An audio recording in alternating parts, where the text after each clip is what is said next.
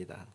이 설날이라고 하는 것은 사전적인 의미를 찾아보게 되면 낯설다 또는 익숙하지 못하다, 그런 의미를 가지고 있는데, 우리 민속 사전을 찾아보게 되면 새롭다 또는 나이를 한 살 더 먹는다, 그런 의미에서 살아가지 않는 세상을 새롭게 살아가기 때문에 우리가 설날에 되면 덕담을 하게 됩니다. 옆에 있는 성도들에게 한번 덕담 한번 해보시지요.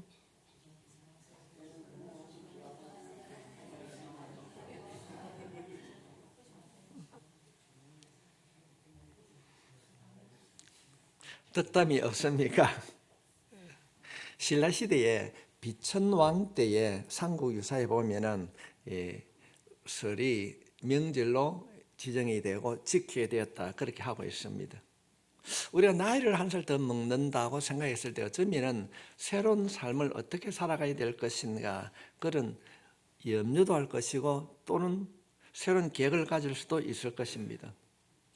우리가 올해 목표를 보라, 새 일을 행할 것이다, 낙심하고 지쳐있는 유다 백성들에게 이사야 선지자를 통해서 말씀해 주셨듯이 2025년 동안에는 분명코 격동교회가 새 일을 행하게 될 줄 믿습니다. 그 일을 이루어가기 위해서 우리는 무엇을 해야 되는가? 우리 한번 올해는 삶의 우선순위를 바꾸어 봅시다.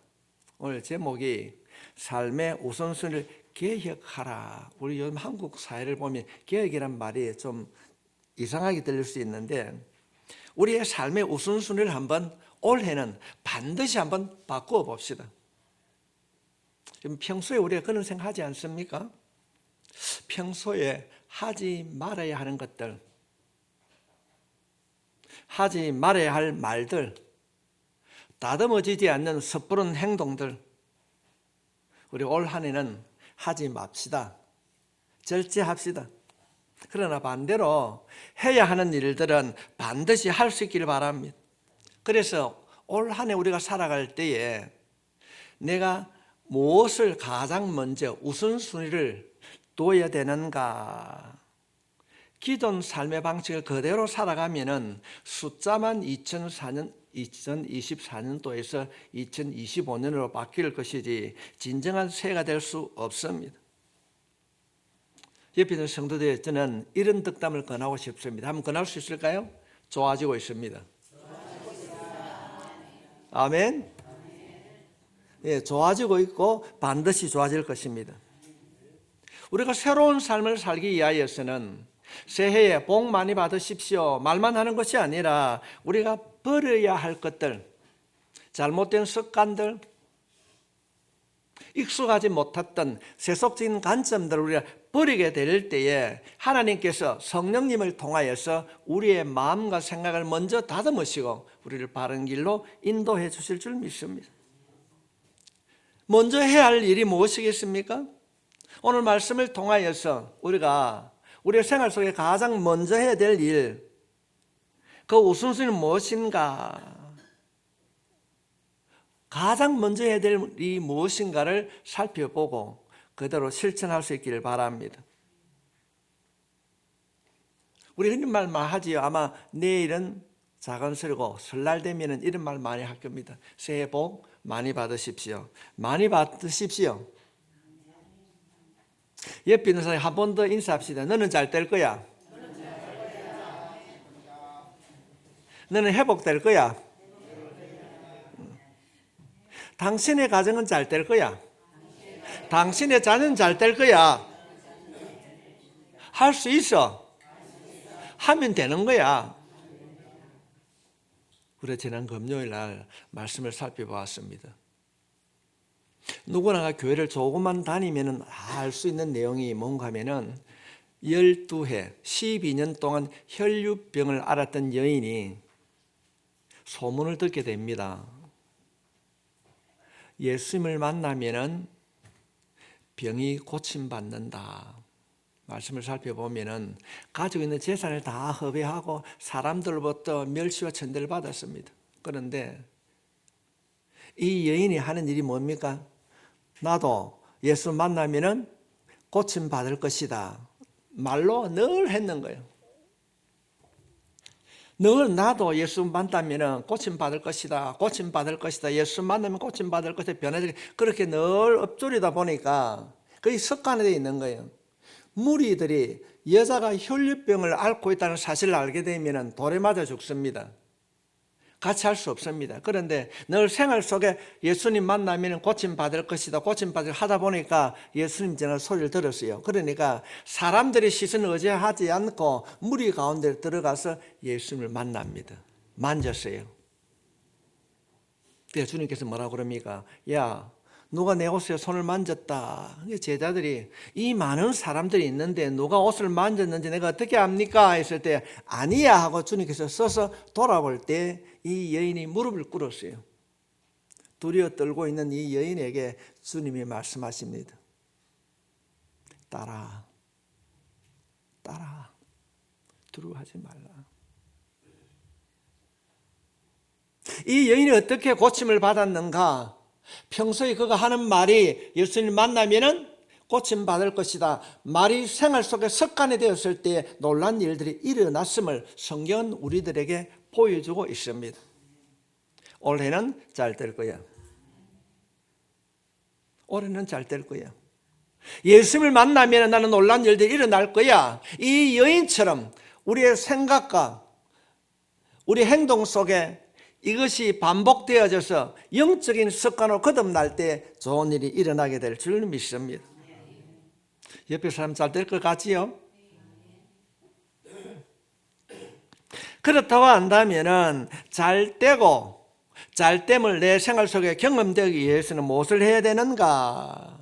첫 번째로 우리가 올 한 해 잘 되고 변화된 삶을 살기 위하여서는 성경은 우리에게 말씀하고 있습니다. 먼저 기도를 우선해라. 무엇을 하든지 어떤 일 앞에 먼저 기도해라. 그렇게 말씀하고 있습니다. 어떤 일보다 어떤 계획보다 기도가 우선되어야 우리가 올 한 해 반드시 좋은 일이 있게 될 줄 믿습니다. 먼저 기도해야 된다. 35절 말씀 보겠습니다. 새벽 아직도 밝기 전에 예수께서 일어나 나가 한적한 곳으로 가사 거기서 뭐 하시더라?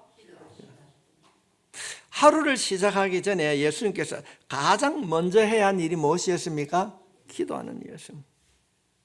이거 목사님 나도 아침에 일어나면 기도합니다. 그렇게 말할 수 있습니다. 그러나 오늘 이 본문에 있는 말씀은 우리가 흔히 생각하는 나도 그렇게 기도할 수 있습니다라고 하는 그런 내용이 아닙니다. 누구나 예수 믿는 사람이 기도합니다. 근데 아침에 일어나서 여러분 어떤 기도를 하고 있습니까? 오늘 이 말씀을 들음으로 이런 결단을 했으면 좋겠습니다. 나는 먼저 주님과 대화하고 나는 일어나서 주님하고 먼저 이야기하고 하루를 시작하겠다. 이런 결단으로 실천하게 되면 그 하루를 살아가는 삶을 주님께서 인도해 주실 줄 믿습니다. 오늘 본문이 기록되어 있는 이 말씀 앞절에 보면은 21절 말씀에 보면은 그들이 가버나움에 들어가니라 예수께서 곧 안식일에 해당해 들어가 가르치시매 주님께서 아침 일찍이 기도하시기 그 전날에 어떤 일이 일어났는가를 말씀하고 있습니다. 오늘 본문을 소개하기 이전에 날이 안식일이었습니다. 예수님께서는 유대 율법을 따라 안식일 날 해당해서 말씀을 가르쳤습니다. 이 말씀을 가르치는 중에 귀신 들린 자가 들어오게 됩니다. 그래서 주님께서는 그 귀신 들린 자를 고쳐주셨어요. 21절로부터 26절에 자세히 기록이 되어 있습니다. 말씀을 해당해서 전하고 또 귀신 들린 자를 고쳐주셨습니다.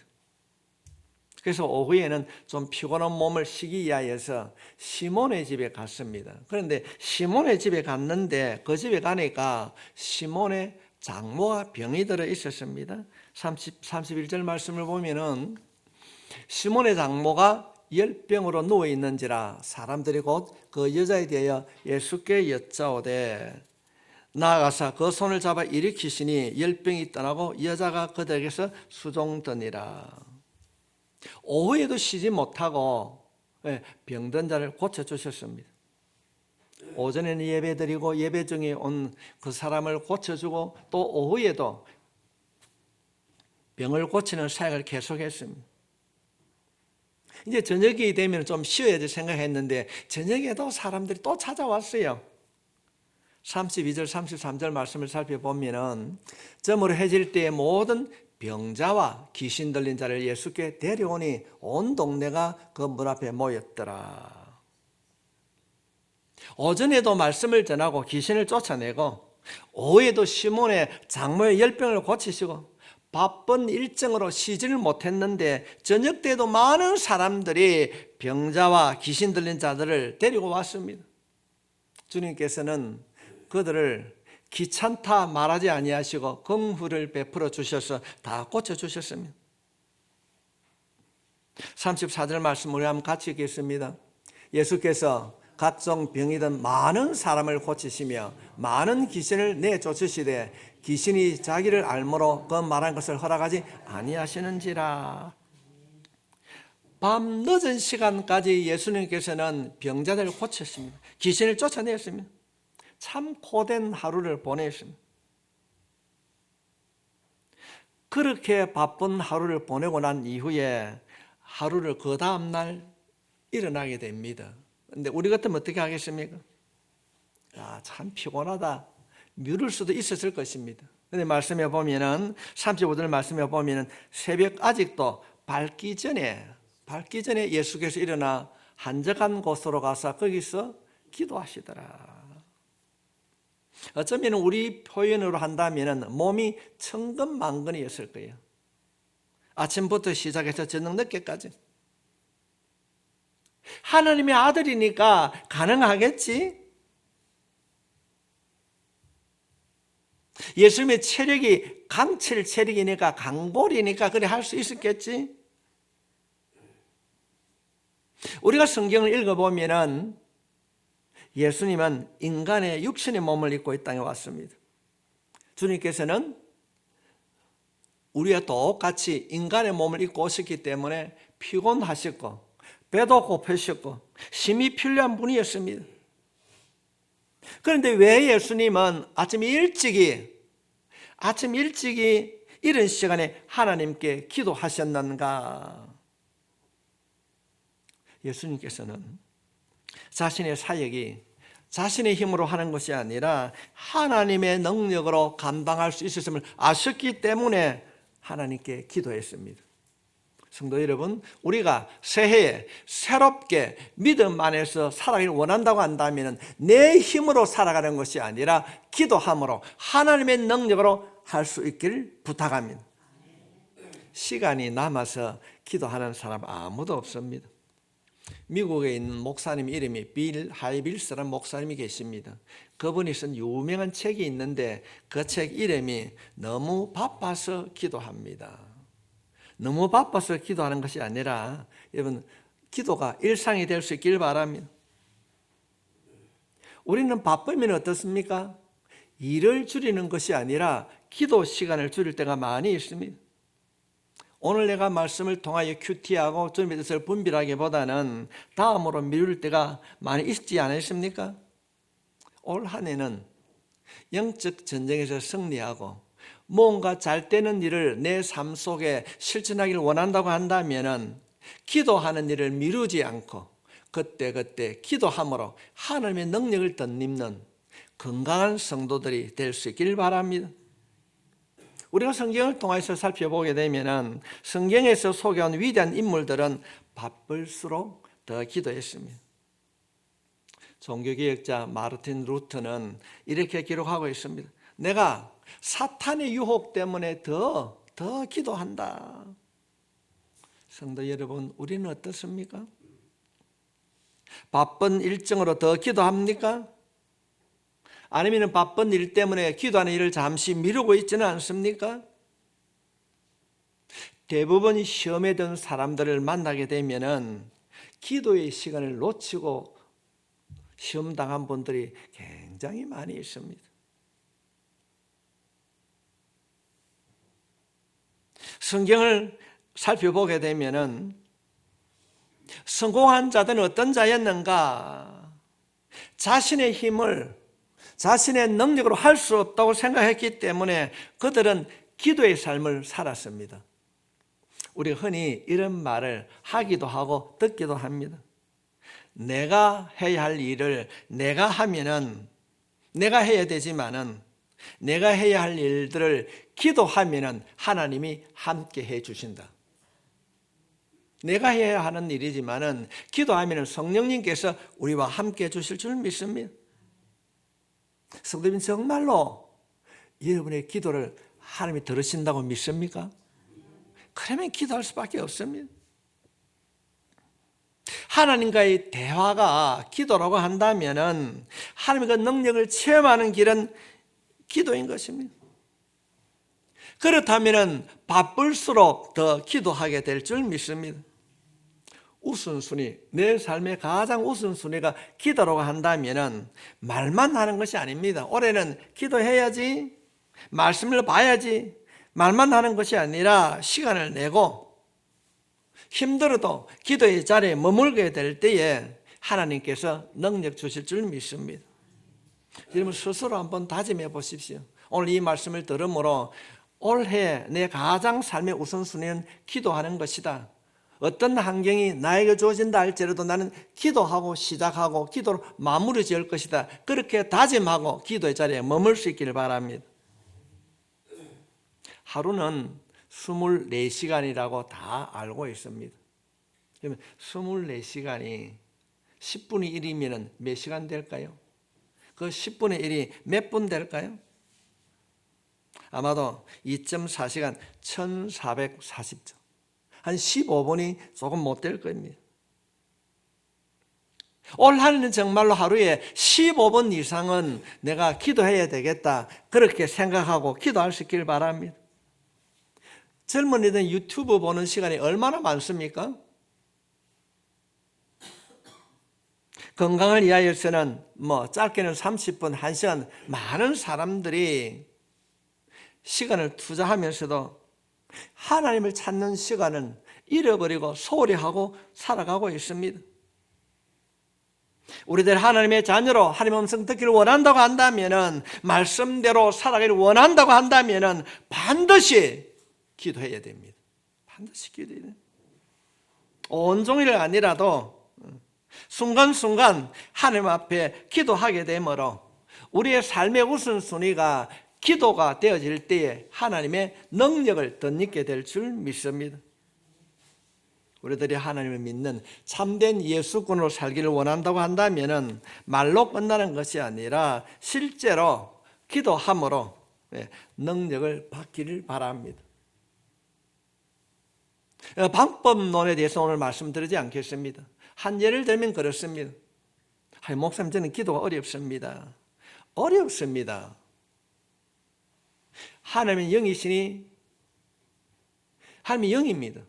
예배하는 영과 진리라. 우리가 영적 사람이 되지 아니하면 영이신 하나님과 대할 수 없습니다. 내 생각으로, 내 감정으로, 내 지식으로 기도가 되지 않습니다. 예를 들면 그런 거예요.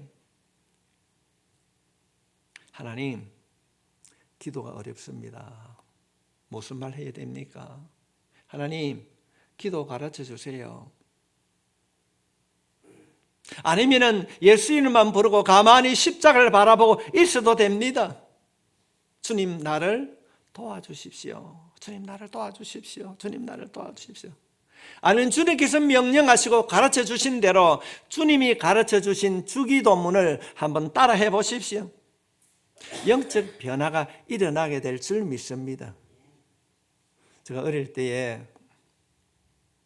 마산 모악산 기도원에 갔는데 기도를 물어보니까 우리 권사님이 저보고 그랬어요. 기도 잘하는 사람 뒤에 가서 들어봐라. 들어보고 내 마음에 맞으면 뭐라고요? 아멘 하라는 겁니다. 여러분, 기도 잘하는 사람 옆에 가서 들으세요. 그리고 여러분 마음에 들면은 아멘 하십시오. 따라해 보십시오. 기도의 문이 열려지게 될 줄 믿습니다. 어렵다, 안 된다고 하는 마음은 사탄이 주는 마음입니다. 기도하는 가운데 다른 생각이 들 때도 사탄이 주는 겁니다. 예수 이름을 명령하노니 내 마음속에 혼란의 영은 떠나갈지어다. 의심의 영은 떠나갈지어다. 예수 이름을 기도하고 선포하면 놀라운 일들이 일어나게 될 줄 믿습니다. 올 한 해 우리가 멋진 신앙생활을 하기를 원한다고 한다면, 성경에 약속된 새 일을 행하기를 원한다고 한다면 먼저 기도해야 될 줄 믿습니다. 우리의 삶의 우선순위가 무엇인가? 기도하는 일입니다. 두 번째로는 말씀으로 채워지고 훈련이 필요합니다. 주님께서는 온종일 사역하고 피곤하지만은 새벽에 일어나서 기도하셨습니다. 오늘 말씀을 살펴보게 되면은 제자들은 늦잠을 자고 있었어요. 야, 예수님 어디 가셨노? 예수님께서 제자들에게 야, 내 기도하러 간다 말씀하지 않았습니다. 그런데 일어나서 보니까 예수님이 보이지 아니할 때 제자들이 뭐라고 생각하게 됩니까? 예수님 기도하러 갔는가 보다. 예수님 찾아가자. 찾아와서 예수님께 이런 이야기하게 됩니다. 예수님, 저 산 밑에 사람들 많이 기다리고 있습니다. 가입시다. 왜요? 그 전날 안식일 날 예수님께서 많은 병자를 고치고 귀신들을 쫓아내셨기 때문에 그 소문을 듣고 많은 사람들이 찾아온 거예요. 주님이 말씀하시는. 제자들은 밑에 내려가서 병자들을 고쳐달라고 와 있는데 그러게 갑시다고 말하는데 주님께서는 엉뚱한 이야기를 하고 계십니다. 38절 말씀에 이르시되, 말씀을 다 듣고 난 뒤 우리가 다른 가까운 마을들로 가자. 거기서도 전도하리니 내가 이를 위하여 왔노라 하시고. 주님이 어떤 말씀하십니까? 찾아온 무리들은 그 전날 주님께서 귀신을 쫓아내고 병자를 고쳐주셨기 때문에 고침받으러 오는 사람들이었습니다. 그런데 주님께서는 어떤 말씀하십니까? 전도하러 내가 왔기 때문에 전도하러 가야 된다. 그 일에 얽매이게 되면 내가 전도할 수 없다는 내용입니다. 예수님께서는 자신의 사역을 위하여서 아무도 찾아오지 않는 그 이른 시간에 기도함으로 하나님의 충만한 은혜를 받고 전도하러 가자는 것입니다. 예수님께서는 어떤 바쁜 일이 있다 할지라도 먼저 기도하셨고 자신의 목적, 전도하는 일을 잊지 않았습니다. 주님께서는 말만 하는 것이 아니라 실제로 행동으로 옮기셨습니다. 39절 말씀에 보면 이에 온 갈릴리에 다니시며 그들의 여러 회당에서 뭐 하시고? 전도하시고 또 귀신을 내쫓으시더라. 주님께서는 갈릴리 여러 교회를 다니시면서 복음을 전하시고 귀신을 쫓아냈습니다. 이런 일들을 계속하고 있는데 나병 환자가 찾아왔어요. 나병 환자가 찾아왔습니다. 그래서 예수님께서는 이 나병 환자, 병든 자를 고쳐주셨습니다.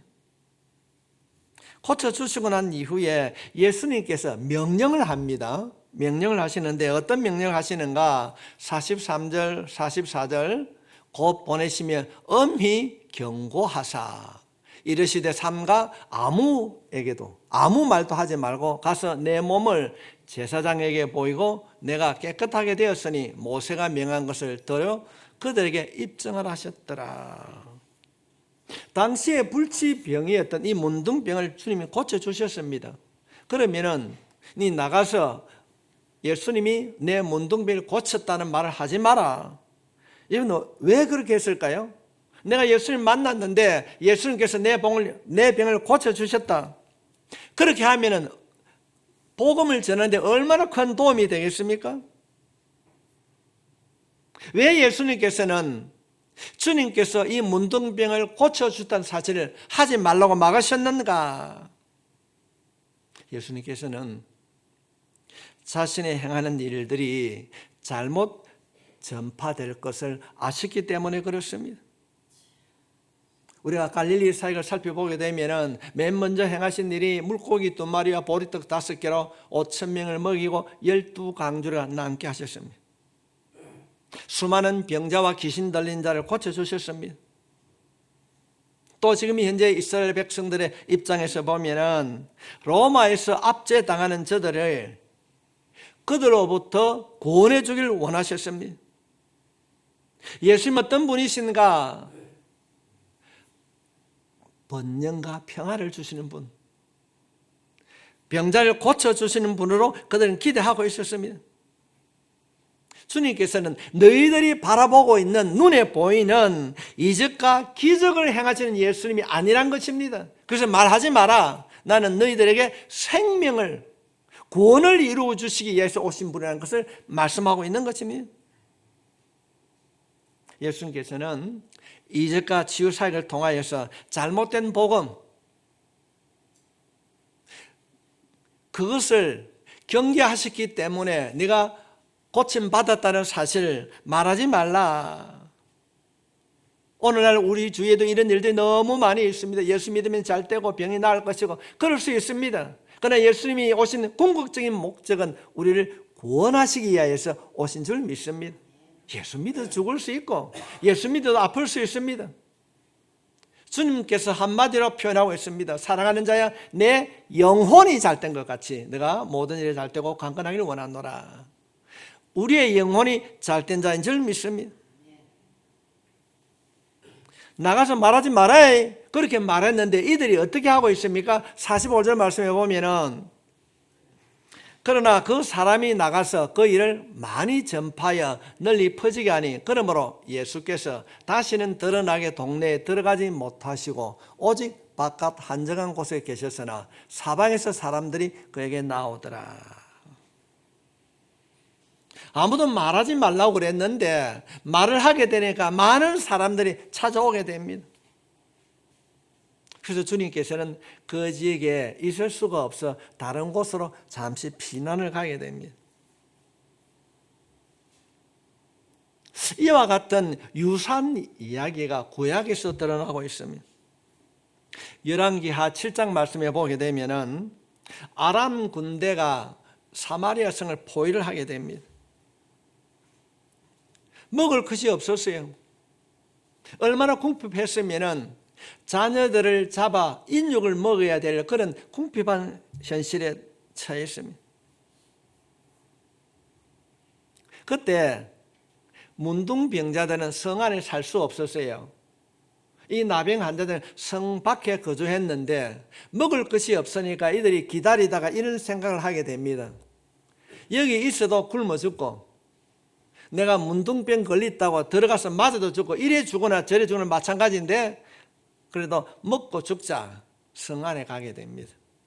근데 성 안에 들어가니까 아람 군대가 한 명도 없습니다. 하나님께서 이들에게 이스라엘 군대의 말발굽 소리를 듣게 하므로 그들이 전부 다 도망을 갔습니다. 그 성에 들어갔던 이 나병 환자들이 뭘 하겠습니까? 배가 고프니까 인육을 먹어야 할 정도로 그런 궁핍한 상에 처하였다가 모든 것을 보고 배불리 먹었습니다. 배가 부르게 먹고 나니까 이들이 하는 말이 야 우리만 먹어서 되겠나? 이러면 안 된다. 저 성 안에서 굶고 있는 우리 동족들에게도 우리가 이야기를 해야 된다. 침묵하고 있으면은 우리에게 벌이 내릴 것이다. 그래서 열왕기하 7장 9절 말씀에 보면은 나병 환자들이 그 친구들에게 서로 말하되 우리가 이렇게 해서는 아니 되겠도다. 오늘은 아름다운 소식이 있는 날이거늘 우리가 침묵하고 있도다. 만일 밝은 아침까지 기다리면 벌이 우리에게 미칠지니 이제 떠나 왕궁에 가서 알리자 하고. 지금 왕궁의 성 안에 있는 사람들은 평소에는 자신들을 문둥병자라고 멸시했던 사람들입니다. 침을 뱉고 상종하지 않았던 사람들입니다. 그러나 그들이 배부름을 경험하고 난 이후에는 상대방을 긍휼히 여기는 마음을 가지게 되었습니다. 우리만 잘 먹고 잘 살아서 안 된다. 굶주려 있는 저 백성들에게 소식을 전해야 된다. 이 사건을 잠시 한번 생각해 보십시오. 처음 음식을 보자 이 나병 환자들은 허겁지겁 먹었을 겁니다. 다른 사람을 생각하지 않았습니다. 자신이 배가 부르자 옆에 있는 굶주린 사람을 보기 시작했습니다. 주님께서는 말씀을 통해서 우리에게 주십니다. 먼저 자신이 배가 불렀을 때 옆에 있는 굶주린 자를 보게 되었다는 것입니다. 우리들이 먼저 예수님을 인격적으로 만나야 다른 사람에게 복음을 전할 수 있습니다. 말로만 사랑합니다, 하나님 사랑합니다, 아무리 많은 말을, 아름다운 말을 쓴다 할지라도 우리 스스로가 자기 자신이 하나님에 대한 사랑을 경험하지 아니하면은 그것은 소리나는 꽹과리에 불과할 것입니다. 우리가 기도하는 삶이 우선순위가 되고 우리가 새로운 삶을 살기를 원한다고 한다면은 우리가 먼저 우리 자신이 하나님을 경험해야 될 줄 믿습니다. 경험해야 되는 것입니다. 말씀에 대한 은혜를 체험해야 됩니다. 한두 번은 변화되지 않습니다. 계속된 말씀과 묵상 속에서 그것이 내 생활 속에 체질화될 때 놀라운 일들이 일어나는 겁니다. 예수님을 만나면 고침받을 것이라고 했을 때 그 여인이 한두 번 해서는 그 사람들, 그 군중 속으로 들어갈 수 없습니다. 늘 예수님 만나면 내가 고침받을 것이다, 변화될 것이다 늘 생각했는데 그것이 내 생활 속에, 내 생각 속에 습관화되니까 사람들의 눈치를 바라보는 것이 아니라 담대하게 주님을 만나러 갔습니다. 주님이 말씀하고 있지 않습니까? 하나님은 영이시니 예배하는 자가 영과 진리로 예배할지. 여러분이 영적인 삶으로 살지 아니하면은, 그 삶에 관심을 두지 아니하면은 영적인 하나님을 만날 수가 없습니다. 태초에 말씀이 계시니라. 이 말씀이 하나님과 계셨으니 이 말씀은 곧 하나님이시니라. 그래서 여러분 말씀을 가까이 하는 거예요. 말씀이 곧 하나님이시라고요. 14절 말씀해 보면 말씀이 육신이 되어 우리 가운데 거하심에 우리가 그의 영광을 보니 아버지의 독생자의 영광이요 은혜와 진리가 충만하다. 올 한 해 여러분 무엇을 우선순위 하겠습니까? 말씀을 우선순위로 생각하고 그 말씀을 가까이 할 수 있기를 바랍니다. 말씀으로 하나님을 체험해야 되는 거예요. 말씀으로 하나님을 만나고 영적 체험을 원하십니까? 그렇다면 교회가 실시하고 있는 이 묵상 훈련 프로그램에 들어오십시오. 말씀을 통해 하나님을 만나게 될 것입니다. 내가 만나는 그 하나님이 여러분을 영적 사람으로 변화시켜 주실 것입니다. 우리가 지난 시간에 다 해봤습니다. 새신자반 훈련 받은 분도 있고 받다가 중단한 분도 있을 것입니다. 성숙자반까지 좀 했을 거예요. 새신자, 성숙자, 그 다음 마지막에 뭐였습니까? 사명자. 우리는 사명자는 두 명밖에 수료하지 않았습니다. 중도에 포기한 분들 올해 마칠 수 있길 바랍니다. 말씀을 읽어도 기도에 변화가 없습니까? 왜 변화가 없는가? 사모하는 마음이 없기 때문에 그렇습니다. 말씀을 읽어도 기도를 해도 변화가 없다고 생각한다면 여러분의 마음을 돌아보고 하나님의 은혜를 사모하는 마음을 가질 수 있기를 바랍니다. 우리가 노력해서 얻을 수 있다고 한다면 실패할 사람은 아무도 없을 것입니다. 자신이 계획한 대로 다 이루어진다면 실패할 사람도 없을 것입니다. 부자 되지 않는 사람도 없을 것입니다. 노후가 보장되지 않는 노인들도 없을 것입니다. 그러나 우리가 인생을 살아보면 실상은 그렇지 않습니다. 이유가 무엇입니까? 인간의 노력에는 한계가 있기 때문에 그렇습니다. 내가 말씀을 보고 내가 기도한다고 다 이루어지지 않습니다. 예수님께서 문둥병자를 치유하고 많은 사람들이 예수님께 몰려왔습니다. 야, 안 되겠다. 전도해야 되는데 사람이 너무 많이 몰려왔구나. 다른 동네로 가자. 잠시 떠났습니다. 떠났다가 다시 돌아왔습니다. 그런데 사람들이 알았어요. 야, 예수님이 돌아왔단다. 사람이 많이 몰렸어요. 사람들이 하도 많이 모였습니다. 그들 가운데에 참 아름다운 친구를 가지고 있는 친구도 있었습니다. 중풍병자를 가진 친구가 있었어요. 이들이 뭐라고 말합니까? 야, 예수 이야기 들었지? 그 사람 다시 왔단다. 저 친구 중풍병자던 그 친구를 데리고 가자. 그래서 이 친구가 4명이 아픈 중풍병자 친구를 들것에 메워서 가보니까 역시 그 집에 들어갈 수가 없었어요. 포기했을까요? 성경은 말합니다. 안 된다. 지붕을 떠더라. 그래서 지붕에 구멍을 내고 이 친구를 달아내립니다. 이 친구를 달아내리는데 예수님께서 엉뚱한 말을 하는 거예요. 마가복음 2장 5절 말씀을 한번 보겠습니다. 예수께서 그들의 믿음을 보시고 중풍병자에게 이르시되 작은 자야 내 제사함을 받아. 소문 듣고 그래 이 친구 살려야 되겠다고 가서 너무 많아요. 지붕을 뜯고 달아내렸습니다. 그런데 예수님께서 이들의 믿음을 보고 이런 이야기하게 됩니다. 제사함을 받았다. 그런데 메고 온 친구들이 뭐라 하겠습니까? 졸지 마세요.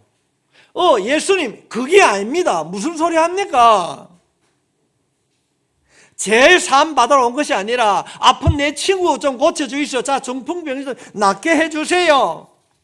그런 얘기하는 겁니다. 예수님 제사함이 중요한 것이 아니라 아파 누워있는 저 중풍병자 내 친구 좀 고쳐주세요. 그래야 합니다. 그럴 때 주님께서 그들에게 말씀하고 계십니다. 마가복음 2장 10절로부터 11절에 있는 말씀입니다.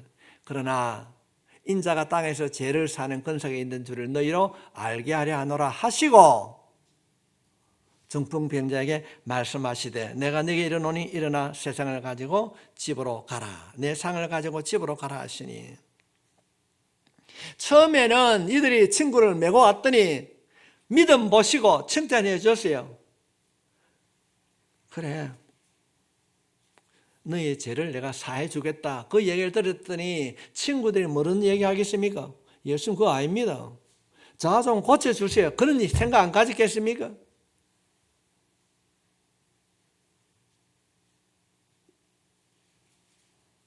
그래 죄도 사해 주고 네 병도 내가 고쳐줄게. 할렐루야. 이 사건에서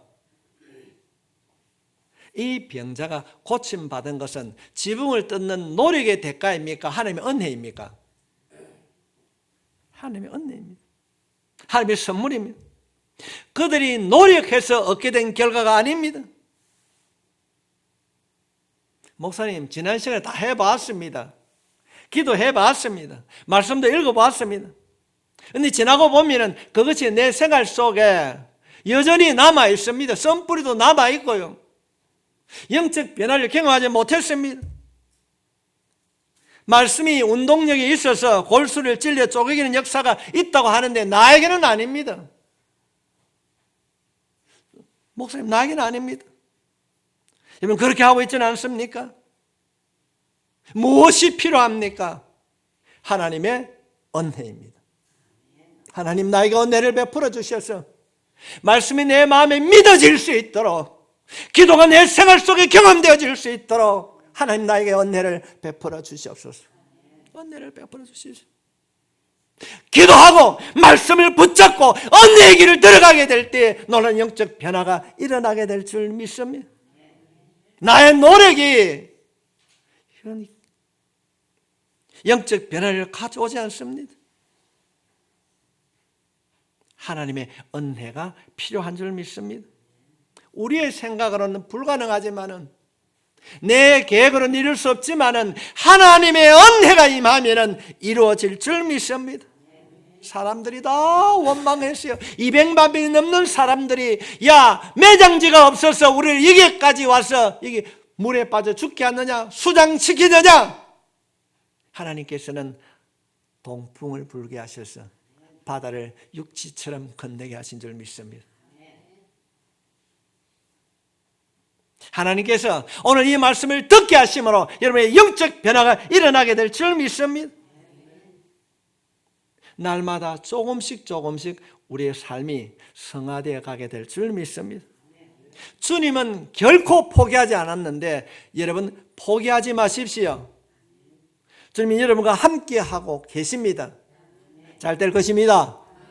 기도하십시오. 하나님, 약속된 말씀이 내 생활 속에 이루어지기를 원합니다. 선포하며 그 자리에 무릎 꿇을 때에, 그 무릎 꿇으면서 은혜를 달라고 기도할 때에 놀라운 영적 변화가 일어나게 될 줄 믿습니다. 사랑하는 성도 여러분, 기도하고 마음과 생각을 바꾸십시오. 하면 된다? 할 수 있다. 회복될 수 있습니다. 이제 겨우 한 달이 다 지나가고 있습니다. 말씀과 기도의 생활 속에서 하나님의 은혜를 구하면은, 하나님의 지혜를 구하면은 하나님은 반드시 여러분을 붙들어 주시고 여러분의 삶을 만져주시고 회복시켜 주실 줄 믿습니다. 올 한 해 한번 해봅시다. 할 수 있습니다. 말씀을 붙잡고 기도의 자리에 나가게 되면은 반드시 하나님께서 여러분에게 은혜라고 하는 큰 선물을 허락해 주실 줄 믿습니다. 오늘 이 말씀이 우리가 구정을 맞이하는 약속의 설빔이 될 수 있길 바랍니다. 새 옷을 입는 것이 아니라 말씀을 마음에 담음으로 하나님의 놀라운 역사가 일어날 수 있기를 주님의 이름으로 축복합니다.